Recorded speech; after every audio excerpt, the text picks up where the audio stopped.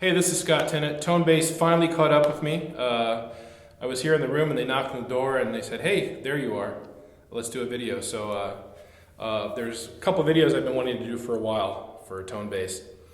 One is addressing the technique of tremolo. And again, any advice I give is strictly based on things that have helped me personally. So, you know, you can try these things, and I hope you do. But in the end, you have to be your own judge, and not everything works for everybody, but I know these things worked for me, and I've seen them work for a lot of my students as well. So, going back to the subject of tremolo. Tremolo is a technique that is unique to classical guitar, at least the way we know it. Tremolo, of course, with any other instrument means to tremble, to sustain a note by repeating it quickly. So, you know, let's say if you have a pick, a tremolo would be.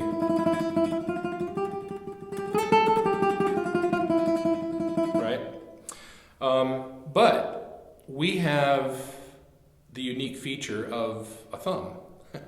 So what we can do is we kind of fake it in that we have a bass line that we play with the thumb, and we play normally 3 notes with each one of these fingers, A, M, I. So the pattern would be P, A, M, I, P, A, M, I, P, A, M, I. And those guitarists out there who've been playing for a while, of course you already know this, but I'm just addressing those who may not have played for that long and who want to know more about it. So, one thing you have to understand to begin with is that tremolo is just really an arpeggio on one string. And what I found is that those who have problems with playing a tremolo also have problems with their arpeggios.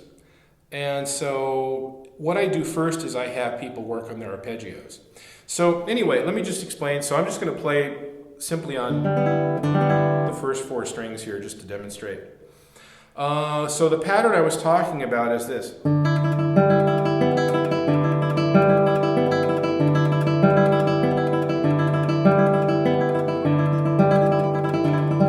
Okay, where we're playing these three fingers on one string. And then the thumb jumps around playing the bass line, usually outlining the chords and the chord progression. So you can see P, A, M, I.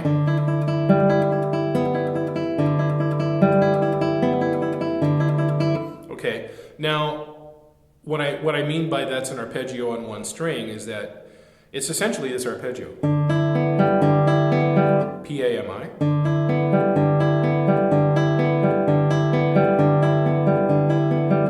And as I said, I find that people who have a weak or have problems with their tremolo usually have the same exact problems with that arpeggio, P, A, M, I.